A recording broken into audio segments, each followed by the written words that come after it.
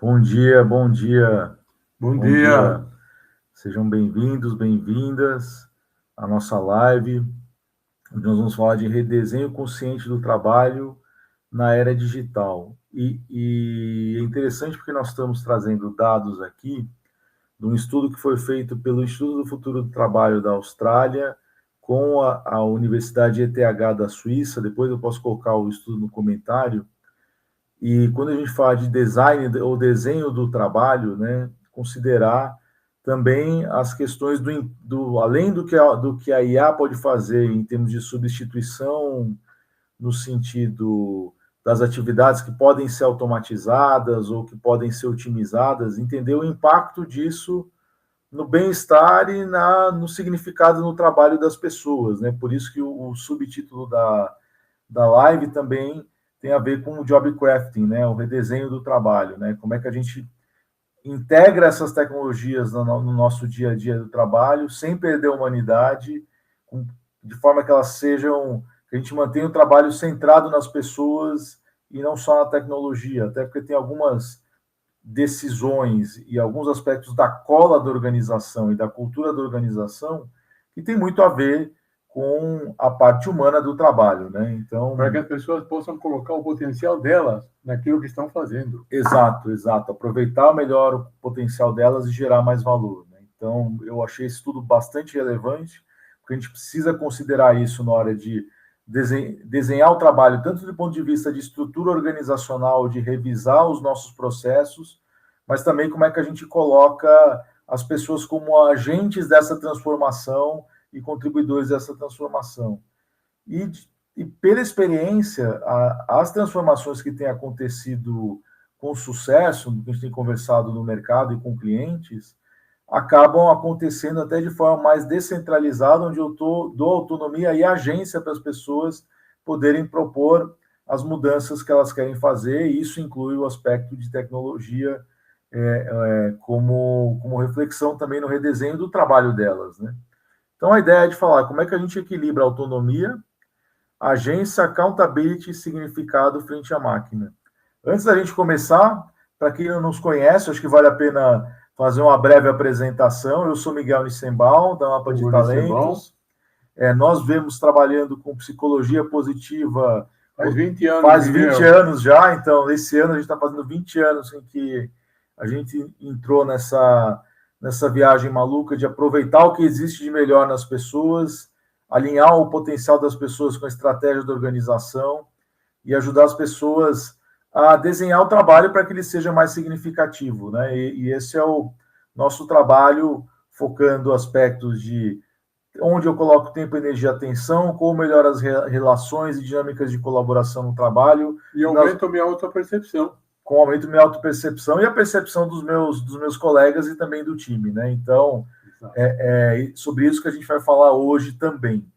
Então, equilibrando a autonomia, agência, quando a gente fala capacidade de agir ou de poder atuar numa determinada situação, accountability, ou seja, responsabilidade frente a uma situação, e o sentido do trabalho frente à máquina. Então, a provocação é essa. E aí, num primeiro momento, a gente tem um paradoxo quando a gente fala de automação. Quando a gente fala de automação, normalmente a gente tem uma ideia de que isso reflete uma promessa de libertação num primeiro momento. Que o trabalho é flexível, assíncrono, ou seja, muita coisa está automatizada, pode fazer qualquer hora, que o trabalho sujo, perigoso e monótono pode ser substituído, que existe descentralização do conhecimento, e de fato a gente enxerga isso também, aconteceu isso. E a gente vê cada vez mais isso. Quando eu vejo as publicações das pessoas fazendo as automações, usando a tecnologia que existe hoje para cuidar das suas agendas, para cuidar das respostas no CRM, ou inclusive publicação, criação de conteúdo, a gente vê que de alguma forma a gente consegue acessar isso. Quando a gente fala de descentralização de conhecimento, está evidente que o conhecimento está aí. Porque a gente tem um problema aqui em relação a pensamento crítico e critério sobre o que acontece no uso desse conhecimento. E o risco que está do outro lado é o risco do engessamento. E é muito interessante essa ideia de que eu não sei o que está na caixa preta do algoritmo do trabalho, então eu faço parte de uma área, foi desenhado um processo, foi desenhada uma sequência, ou faço parte, inclusive, de uma comunidade de trabalho que está dentro de um aplicativo. Eu não sei qual que é o critério para remunerarem alguém que faz uma corrida de aplicativo. Isso é uma caixa preta que fica dentro da inteligência de negócio daquele aplicativo, né? Então, se eu sou refém do algoritmo e vigilância constante no sentido, estou sendo observado constantemente, eu tenho acesso a como é que a pessoa está trabalhando, o que ela está fazendo, inclusive gamifico a sobrecarga de trabalho dela, né? Então, a gente vê isso, e os humanos como supervisores passivos desse processo, estão fora do ciclo. O que acontece é que a gente acaba perdendo a autonomia e o trabalho que a gente faz fica invisível, né? Então, a gente fica uma engrenagem da máquina, em vez de trabalhar junto com a máquina para o nosso crescimento. Então, cuidado com isso, Miguel, que isso nos leva nos devolve a era industrial. Nos devolve a era industrial.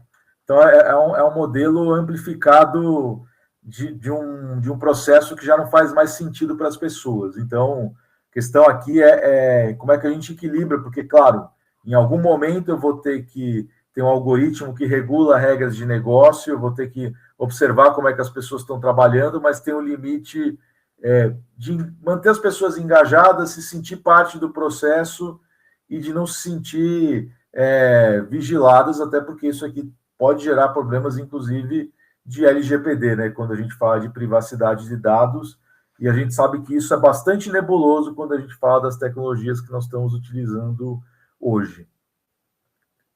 E aí, pilares que são afetados pela máquina, né? A gente, às vezes, não presta atenção nessa divisão. Então, eu gostei muito do que o estudo trouxe, porque ele fala de 5 pilares: autonomia, uso de habilidades, o quanto que eu tenho os dados para saber se eu estou no bom caminho ou não, por isso que é a questão do feedback, relações sociais, ou seja, a tecnologia me ajuda a me conectar com mais pessoas e melhorar a colaboração, e como é que eu lido com as demandas estão diminuindo, aumentando, e a gente sabe que, por tendência, quando surge algo que te faz fazer mais rápido uma atividade, não quer dizer que você vai trabalhar menos.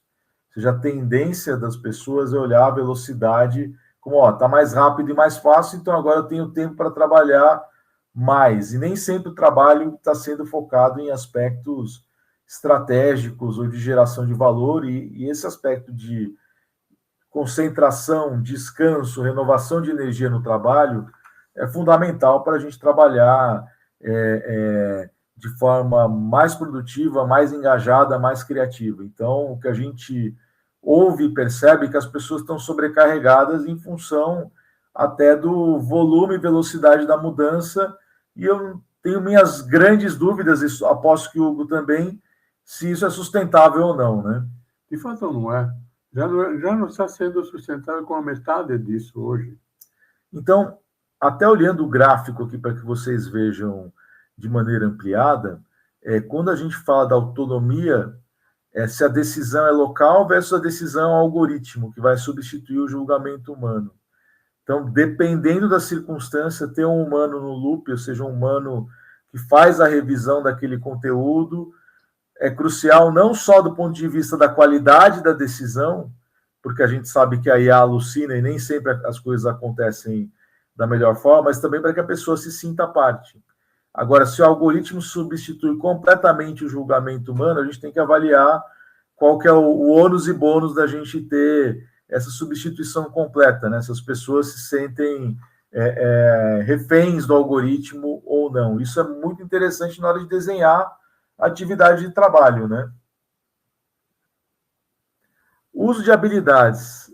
O foco em tarefas cognitivas complexas versus padronização extrema, né? Então, se te apoia a tomar decisões em tarefas cognitivas complexas e criativas, a gente sabe que apoia, ou seja, quando eu tenho que estruturar uma apresentação, quando eu tenho que sintetizar um conteúdo, ou quando eu tenho que fazer uma análise de dados que são mais complexos, apoiada pela IA, né, mas ter o critério de como fazer essa análise e do que perguntar é diferente, ou seja, eu amplifico o uso das minhas habilidades. Quando eu tenho padronização extrema e microtarefas, eu estou colocando a pessoa como uma engrenagem dentro do processo. Eu entendo que, por exemplo, como na imagem aqui tem uma esteira e uma linha de produção, mas será que fazer automação em excesso não tira o engajamento de quem está na linha, ou a atenção de quem está na linha para poder supervisionar melhor essas tarefas ou os imprevistos? Então, vem a dose aí do que a gente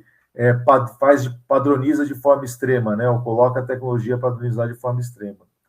Na questão do feedback, é muito interessante porque são os dados para eu entender o quanto que eu avancei em relação aos meus propósitos, ao que eu quero alcançar, são as métricas, né? Mas se eu uso a métrica com forma punitiva e não tenho o contexto de como é que aquela foi gerada, ou por que aquela métrica entrou na avaliação da qualidade do meu trabalho, aquilo gera mal-estar, gera sensação de pouca transparência, de pouca equidade no trabalho. O que a gente está falando não é que é para abrir todos os dados quando a gente vai tomar decisões sobre pessoas, mas quanto mais transparência a gente puder ter, o que está sendo considerado como dado de apoio para o desenvolvimento e evolução das pessoas ou mobilidade das pessoas, melhor.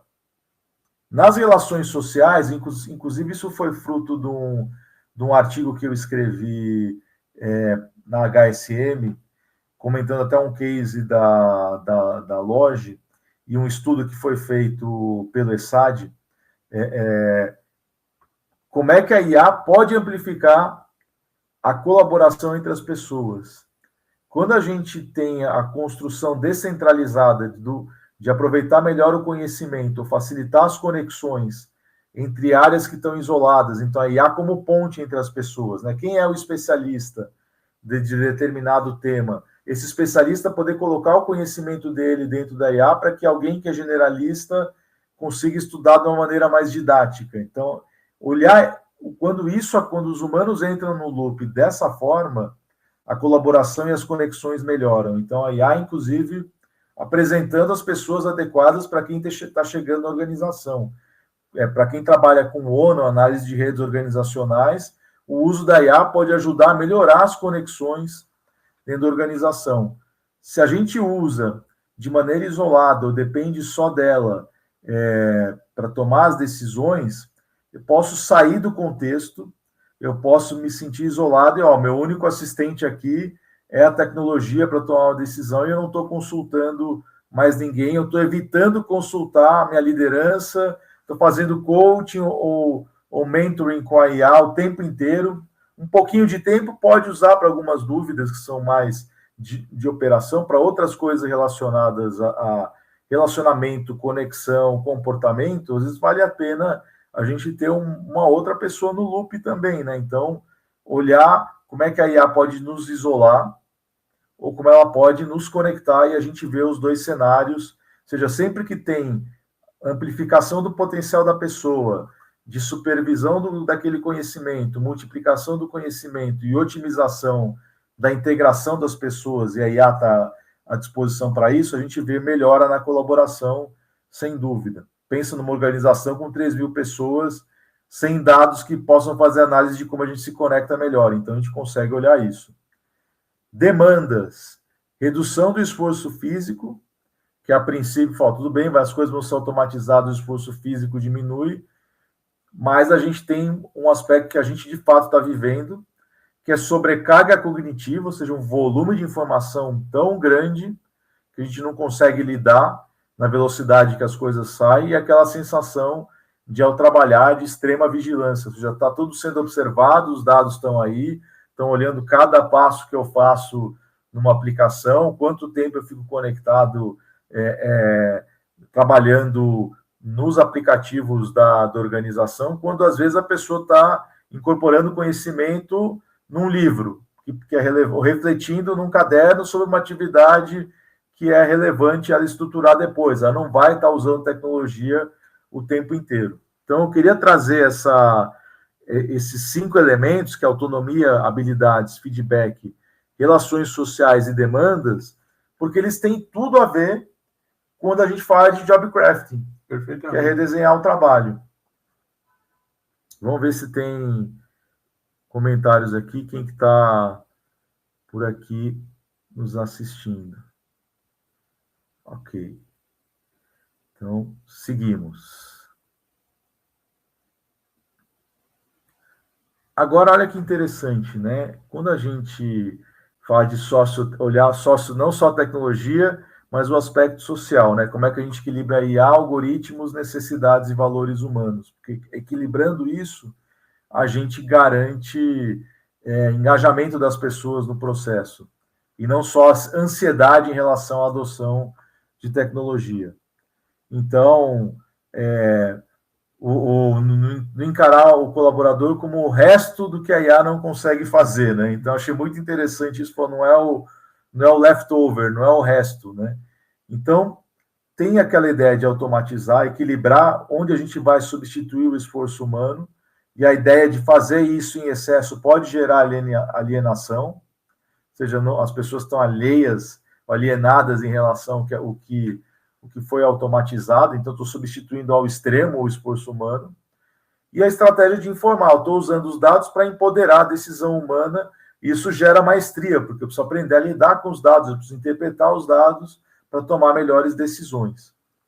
Miguel, inclusive, já hoje vemos que o nível de engajamento das pessoas faz com que o significado do trabalho não seja elevado. Agora, se você aumenta esse aspecto, a alienação ainda será maior. E gera ansiedade, né? Também. Pois é. E é o cenário atual, se a gente for olhar o que a Gartner diz. Então, os colaboradores estão cansados. A gente vê o índice de burnout, estresse, ansiedade. No Brasil é super alto isso. Então, a falta de clareza gera exaustão e desengajamento, e a clareza é tanto em relação ao cenário complexo que a gente está vivendo, ansiedade em relação ao volume de mudanças tecnológicas, geopolíticas, econômicas que a gente vive, e falta de clareza também em relação a uma coisa que é super importante e que não fica evidente. Qual que é a estratégia, os desafios macro da organização, o que a gente quer alcançar como organização, reforçar isso sempre, trazer transparência o máximo possível em relação ao que precisa ser resolvido, para que as pessoas também consigam colocar aonde elas querem contribuir. E o redesenho do trabalho entra nessa dimensão de contribuição.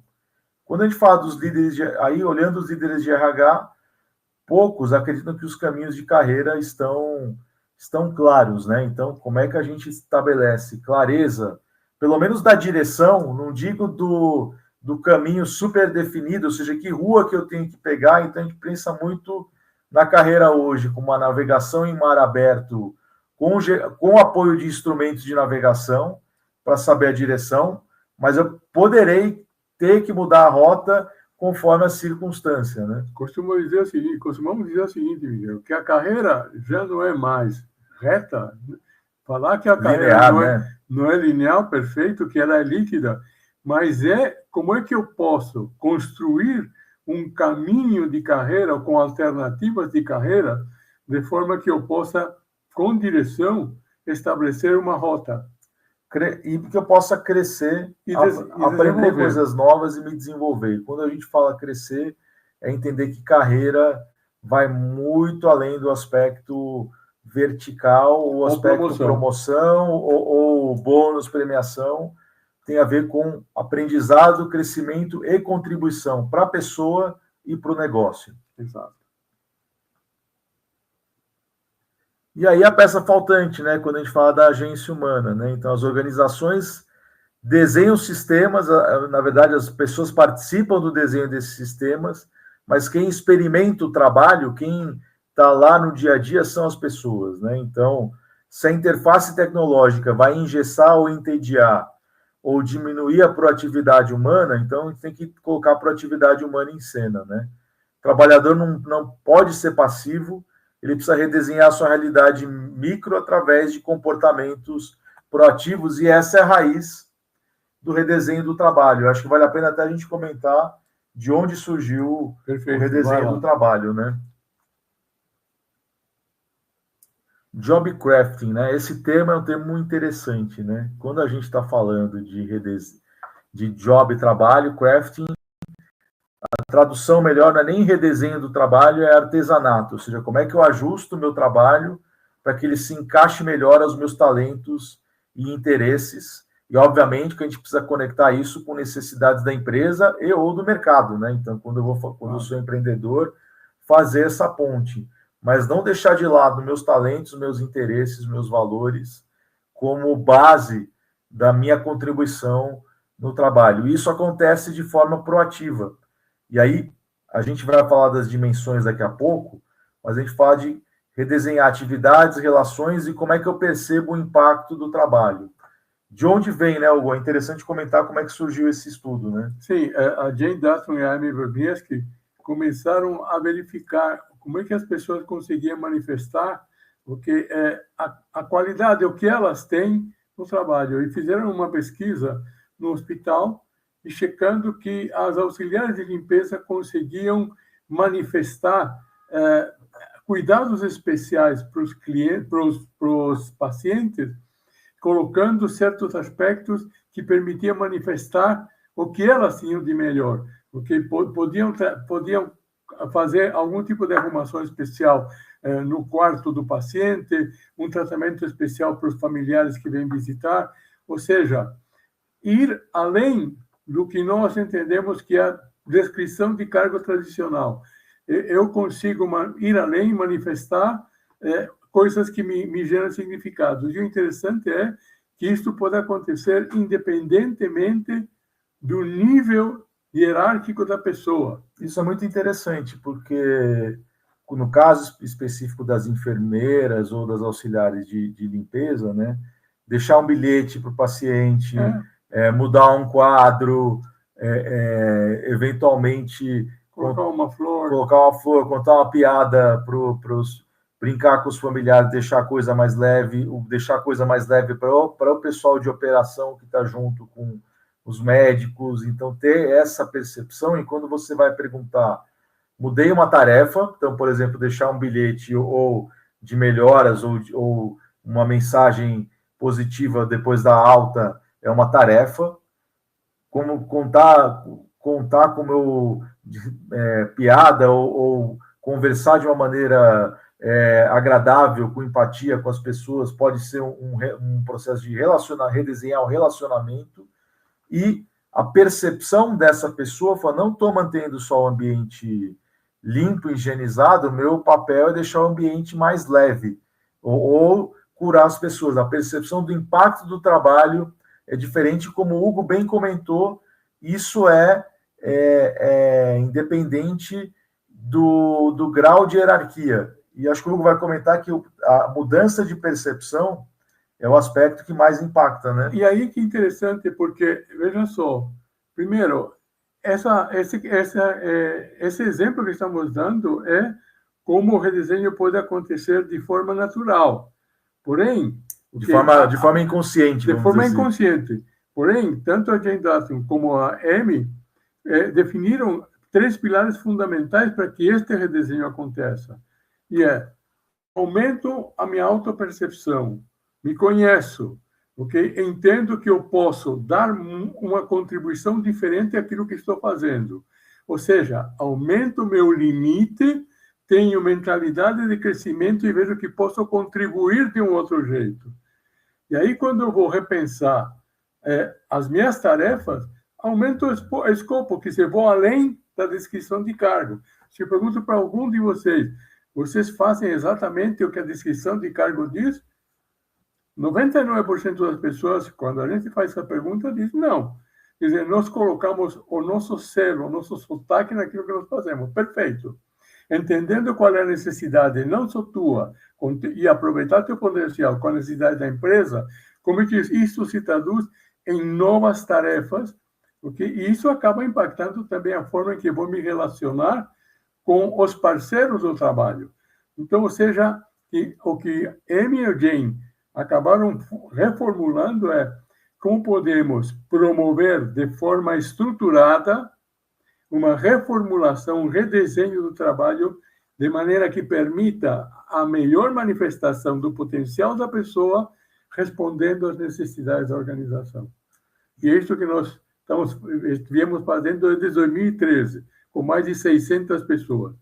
E aí é interessante que, quando a gente fala de aumentar, diminuir ou modificar tarefas, e a gente abriu falando do estudo sobre como é que a IA afeta. Exato. Então, nesse aspecto aqui, a gente tem já visto, além de falar, vou delegar, ou vou deixar de fazer ou fazer menos, como é que eu modifico a tarefa utilizando tecnologia ou promovendo alguma automação para diminuir a sobrecarga de trabalho, ou para concentrar energia em aspectos que estão mais alinhados ao meu propósito, à estratégia da organização. Fazer quem pode ser minha rede de apoio para que as mudanças aconteçam e que a gente possa colaborar melhor, não só liderado, mas também transversal, equipe e líderes de áreas, né? Ou seja, como é interface entre áreas. Então, essa negociação, quando a gente faz esse trabalho de forma coletiva, né? Ou seja, quando várias pessoas de vários times estão fazendo esse mesmo exercício de reflexão sobre o redesenho do trabalho e negociam depois juntos, a gente tem otimização nos processos de colaboração, em processos da empresa, em mobilidade interna, tem muitos benefícios, né? Eu vou comentar mais duas coisas aqui. Uma é que muitas vezes o pessoal diz, poxa, mas eu vou dar liberdade para o pessoal reformular o trabalho? Vou dar. Por quê? Porque o que nós vimos é que as pessoas, quando têm essa oportunidade, trazem sugestões de agregação de valor, ok? Não se eximem de responsabilidade. Esse é um aspecto. E outro aspecto é que aumento de autoconhecimento sem mudar a circunstância, ou seja, sem mudar a forma em que eu vou trabalhar, acaba não ajudando muito. Ou seja, aumentei meu autoconhecimento, eu continuo na mesma situação. A mudança só acontece se eu consigo transformar também a minha circunstância. E a minha circunstância envolve meus relacionamentos e meu trabalho. A Regiane Poli falou muito bom, agradeço aí o comentário, seja muito bem-vinda. E aí eu quero comentar alguns impactos científicos e resultados do Jobcrafting, e a gente tem bastante publicação hoje sobre isso, né? Então, uma pesquisa do MIT de 2020, 2.000 a 3.000 pessoas, né, que participaram do processo, 1.000 pessoas eram gestores, 2.000 colaboradores, 92% mais satisfação, mais produtividade, redução na rotatividade, inclusive melhor colaboração entre as pessoas que fazem parte da organização. E olhando o nosso track record, né, ou seja, o que a gente já fez, mapear pontos fortes das pessoas, que foi por aí que nasceu a organização aqui, nós estamos falando de mais de 12.000 pessoas mapeadas, e realmente o comentou, daqui a pouquinho a gente chega aos 600, então é mais de 550 processos de Jobcrafting, e essa metodologia aplicada, a princípio, a gente conta em 6 países, mas com presença e colaboração em mais países, né? E para vocês entenderem como é que funciona o Jobcrafting, pensando numa arma, né? num canivete suíço para poder redesenhar o trabalho. Primeira coisa vou aumentar recurso, então vou buscar ativamente feedback, suporte social, mentoria, e isso aumenta o desempenho. Então, quais são os recursos adicionais que eu preciso para gerar aquela contribuição que eu quero gerar? Inclusive, acho que vale a pena comentar aqui, quando a gente fala de aumentar recurso, que quando eu defino como eu quero contribuir, isso, Miguel, eu escolho melhor o que é relevante para a minha capacitação, né, Hugo? Exato. Não é um aumento de desempenho cima-baixo exclusivamente. Eu quero contribuir desta maneira, eu quero agregar valor, e o que eu preciso para poder agregar valor? E acaba tendo uma limpeza muito grande de tarefas operacionais que não agregam valor e que acabam sendo perda de tempo. Ou de aquisição de conhecimento que poderia ser... Tem mais interesse de um determinado colega com que eu me complemento, ou que eventualmente até a tecnologia me dispensa que eu adquira aquele conhecimento de maneira profunda. O segundo ponto aqui é aumentar desafios, né? Então, eu quero participar de novos projetos para dar significado à minha rotina. Isso aumenta desempenho. Então, quando a gente olha o redesenho, uma das perguntas que a gente faz é onde você quer concentrar tempo, energia e atenção. E qual é o apoio social que você precisa para fazer essas mudanças. O redesenho geralmente equilibra essas três coisas. A gente vai aumentar recurso, aumentar desafio e reduzir algumas demandas. O alerta que a gente coloca aqui é de só tentar evitar tarefas difíceis ou tentar reduzir demandas ou delegar excessivamente. Isso vai reduzir o teu desempenho porque tira energia e acaba sobrecarregando o time. Então, tem que ter um equilíbrio, por favor, aumentar recurso, aumentar desafio e quais são as trocas, né? Que tarefas eu vou reduzir em função do meu crescimento. Não pode ser só um redesenho em função de deixar de fazer demandas que me sobrecarregam. Né? É interessante que este processo normalmente acaba sendo negociado ou com a equipe ou com a liderança.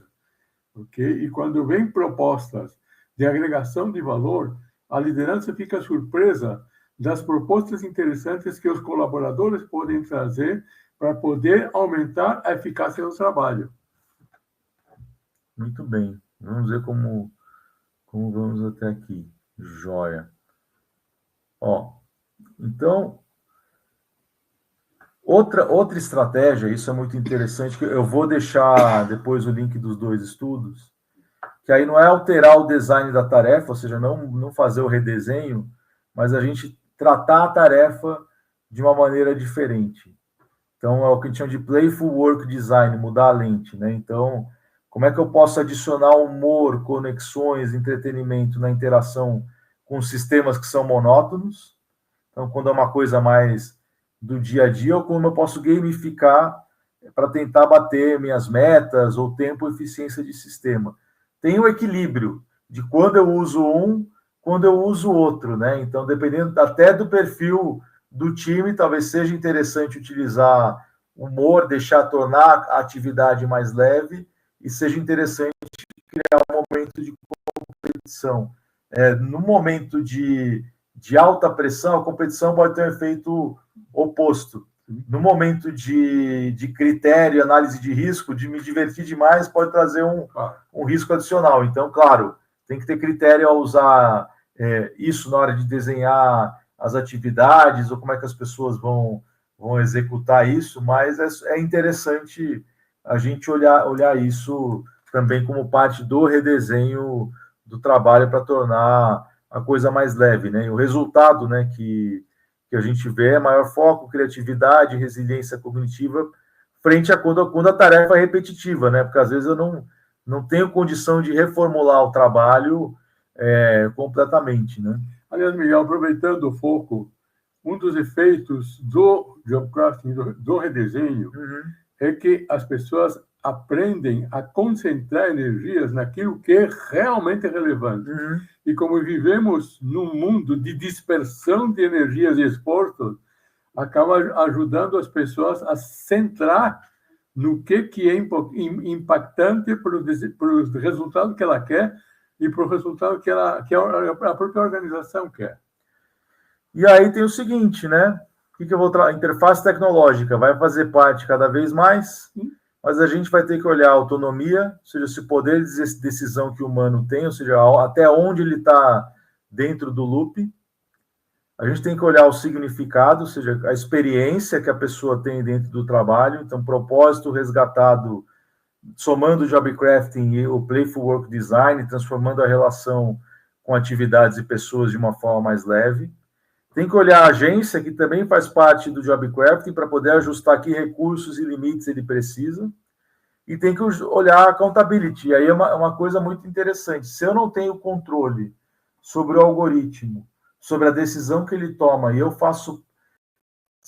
simplesmente sigo uma parte da etapa do processo, até que ponto eu posso ser responsabilizado por uma coisa que deu errado no processo, né? E aí a gente também não tem o compromisso das pessoas, quando a gente fala de accountability, o grau de engajamento das pessoas no processo de trabalho, né? Olha como isso vai impactar a gestão de desempenho. Claro, sem dúvida, sem dúvida. Muito bem. Agora avançando. Então, desenho conjunto, né? Então, a tecnologia altera inevitavelmente a natureza das tarefas, mas tem que ter um design intencional, ou seja, tanto da organização como das pessoas que fazem parte da organização para repensar essas atividades, né? Se a gente sai diminui a agência das pessoas, a autonomia das pessoas para tomarem decisão, acaba sendo um problema, né? E aqui a gente tem, chegando próximo ao final, nós temos alguns minutos para contar coisas para vocês aqui, que no dia 17 de março, agora, nós temos mais uma turma de Job Crafting para BPs de RH. A ideia é utilizar essa metodologia para redesenhar o futuro da carreira na organização, entendendo muito bem que carreira vertical, rígida, e que só a organização define, e que a pessoa é um agente passivo da sua carreira, não existe mais, e transformar a pessoa num agente ativo sem dar estrutura, ferramentas para ela, também não funciona. Então, falar, você é protagonista, sem te dar as ferramentas ou os dados necessários, e desenhar a trilha de carreira de maneira rígida, não vai funcionar. Então, como é que o Job Crafting ajuda aqui a fazer a ponte para melhorar as reflexões e conversas de carreira, tanto do indivíduo quanto líder, liderado e times, né? É que nós temos visto que os próprios líderes, ao percorrer a trilha, ao fazer o seu job crafting, ganham muito mais estofo para poder conversar com os seus liderados sobre as carreiras deles. E aí, o que a gente enxerga? Eu imagino que a maioria das pessoas que conhecem BPs, ou trabalham com BPs, ou que são HRBPs, conseguem olhar colaboradores desmotivados sem perspectiva de crescimento, liderança sobrecarregada sem clareza de como desenvolver a equipe, programas de desenvolvimento que não vão gerar resultado prático, dificuldade em alinhar a aspiração individual com as necessidades organizacionais.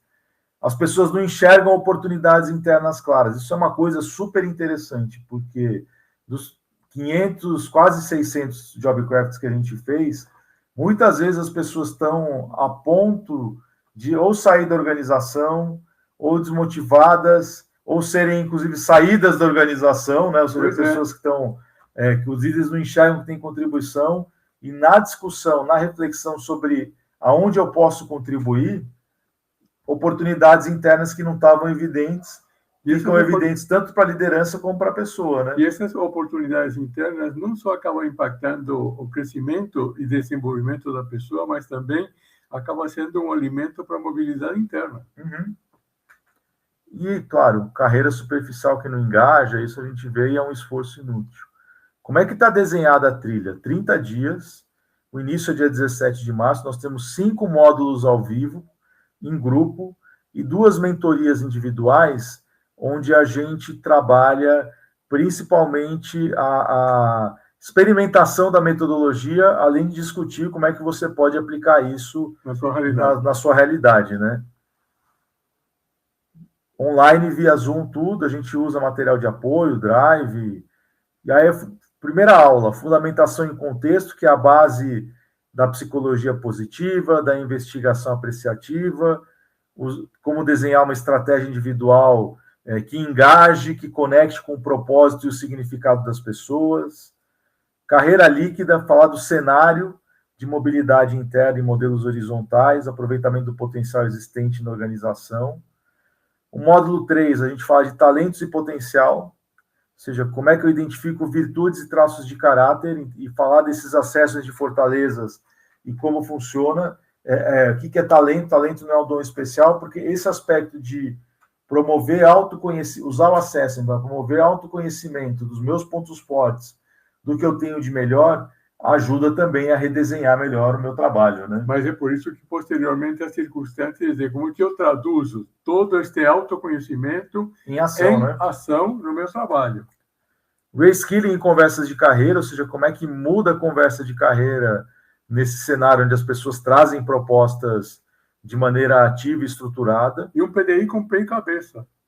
Exatamente, né? E aí, como é que a gente trabalha o redesenho na prática, naquelas 3 dimensões que a gente falou: o escopo, né, que são as tarefas, as atividades, os relacionamentos, o aspecto cognitivo, apresentando casos reais, né? E isso vai incluir 2 sessões de mentoria, que inclui a matriz estratégica individual e o mapa de talentos, que é um acesso a revisão do teu trabalho, evolutiva, e a revisão do...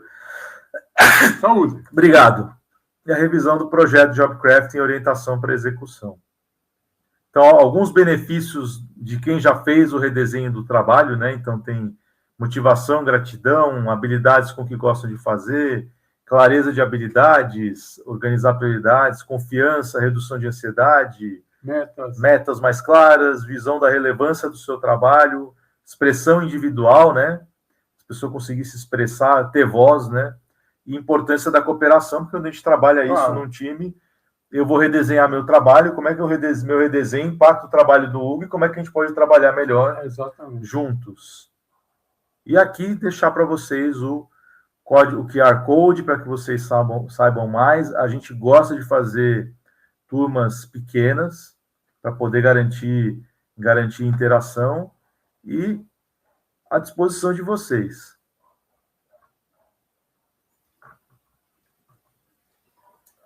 Muito obrigado. Muito bem. Com isso, deixar mais um minutinho aqui para as pessoas capturarem o QR Code aqui. Queria agradecer a participação de vocês. Nos colocamos à disposição para falar de forma mais profunda tanto sobre a formação, sobre o que a gente viu no estudo e bater um papo sobre redesenho do trabalho. E vamos em frente. Muito obrigado. Uma excelente quarta-feira para vocês. Um abraço.